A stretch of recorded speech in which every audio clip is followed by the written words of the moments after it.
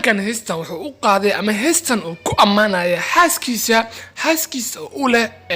uur ama sida u taqaanaba ama hadee just caloosh wax uu sida waana just waxdee qofka markaas uu ku farxayo in isigoo joogo dalka Zambia oo hees u soo qaado heestas oo just ku ammaanayo xaaskiisa sababtay tahay xaaskiisa ama just waxa caloosh uu sida ubadkiisa waana just wax uu ku farxayo ninka ragga mar waliba in xaaskaaga ee ubadkaaga caloosh ku sido oo joogo dalka dibadiisa dalkaas Zambia isagoo joogo ilaa week ilaa 2 week oo yaraan isagoo dalkaas joogo oo isla markaas wuxuu hees ku ammaanay ama hees oo aan inaba caadi dhanka YouTube-kiisa ama dhanka baraha bulshada ama dhan walba uu ku soo baayay dhanka Facebook ha noqotay in uu ku faraxsan yahay xaaskiisa in ubadka ee caloosh ugu sido waana waxda just nin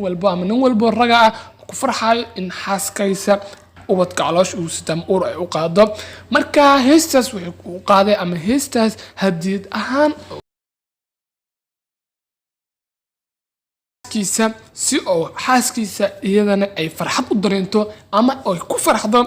wala ardayo aad u farabadan ama bulsho aad u farabadan dhanka taageerayaashiisa ay waxay ka soo sameeyeen muuqaalo dhankaas iyo TikTok si ay heesta just saameel ama heesta loo qaaday qof nin naagtiisa ama xaaskiisa loo qaaday si ay u noqoto ayade baraha bulshada ama dadka dhanka TikTok aadka muuqaalada u soo sameeyay ama dadka dhanka challenge-yada muuqaalo aad u farabadan heestan ku soo sameeyay si ay heesta markaas ay u qaraxdo waana wax just iyadana ay ku farxiso ama farxad inaba aan caadi ku dareemayso sababtay tahay hadii hees adiga lagu talagalay ama hees adiga lagu amaanayo in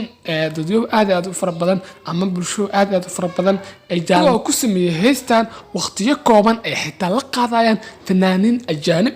xitaa way ka duwan tahay heesaha loo qaado lamaanayaasha ama dadka xaasaska qabo sababtay tahay badana hadii xitaa qaan in ay fanaanka qura oo qaado laakiin just